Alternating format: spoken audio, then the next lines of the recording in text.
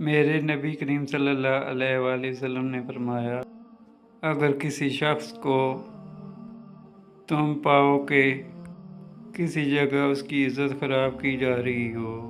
ہمارے ہاں کرتے ہیں نا لوگ، 3 لوگ بیٹھے ہیں تو ایک اٹھ کے جاتا، 2 اس کی غیبت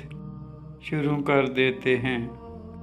اور بڑا مزہ لے کے اس کی بات کرتے ہیں، حالانکہ انہیں یہ نہیں پتہ کہ جب تو اٹھ کے جائے گا نا، اب تو یہ گیا ہے نا، تم 2 بچے ہو، تو اگر تو جاتا اور وہ 2 بچ جاتے، تیرا بھی یہی اشر کرتے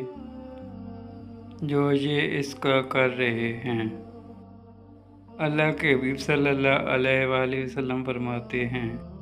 کسی شخص کی کسی جگہ اگر عزت خراب کی جا رہی ہو،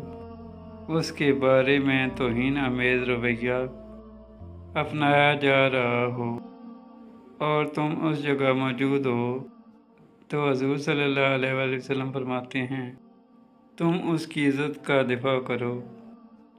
جہاں تمہاری عزت پہ حملہ ہوگا، وہاں رب تمہاری عزت کی حفاظت فرمائے گا۔ سبحان اللہ۔